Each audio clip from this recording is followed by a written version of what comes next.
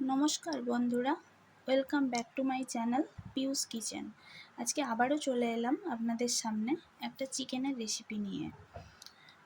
এর জন্য আমার লাগছে চিকেন, আর লাগছে পেঁয়াজ কুচি। পেঁয়াজগুলো এরকম ডুমো ডুমো করে কেটে নিয়েছি, আদা টুকরো করে নিয়েছি, আর রসুন এরকম লাগছে।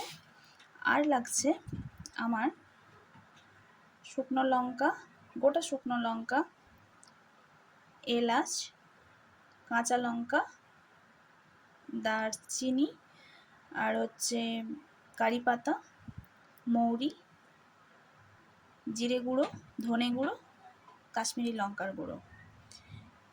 প্রথমে আমি চিকেনটাকে ম্যারিনেট করে নেব।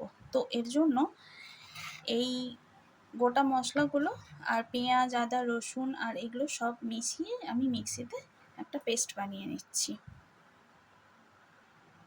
এই দেখো, মশলাটা আমি সুন্দরভাবে পেস্ট করে নিয়েছি। সব কিছু যে মশলাগুলো ছিল এগুলো মিশিয়ে সুন্দরভাবে পেস্ট করে নিয়েছি। এগুলো এবার এই মশলাটা দিয়ে এই চিকেনটাকে এবার ভালোভাবে ম্যারিনেট করে দেবো। প্রায় 1 ঘন্টা মতো আমি ম্যারিনেশনে রাখবো।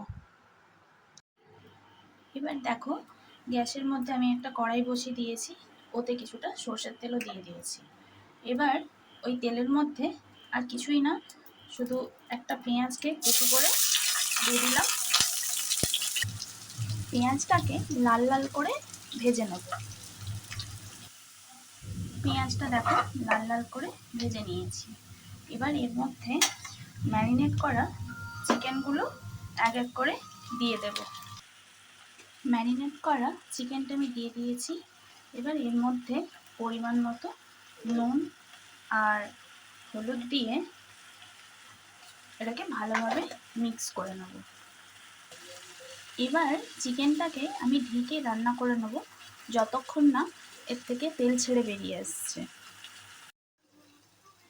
দেখো, চিকেন থেকে সুন্দরভাবে তেল ছেড়ে বেরিয়ে এসছে, আর জলটাও পুরোপুরি, চিকেনের জলটা পুরোপুরি শুকিয়ে গেছে। আমি আলাদাভাবে কোনো জল অ্যাড করিনি। আর হচ্ছে চিকেনগুলো ভালোভাবে বয়েল হয়ে গেছে। এবার আর কিছুই নয়, আমি জাস্ট একটু হাফ টুকরো লেবু এর মধ্যে চিপে দিয়ে দেবো। তো পুরোটা দেবো না, অনেকটাই লেবুর রস আছে। তো দিয়ে এটাকে একটু মিক্স করে নিয়ে আমি গ্যাসের ফ্লেমটা অফ করে দিচ্ছি। তৈরি হয়ে গেল কেরালা স্টাইল চিকেন। তো বন্ধুরা, তোমরা একবার বানিয়ে খেও।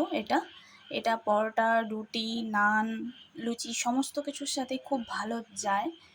একবার বানিয়ে খেও। আর যদি তোমাদের ভালো লেগে থাকে তাহলে লাইক, শেয়ার, সাবস্ক্রাইব করে দিও আর কমেন্ট করে জানিও। তো আজকের মতো আসছি, টাটা।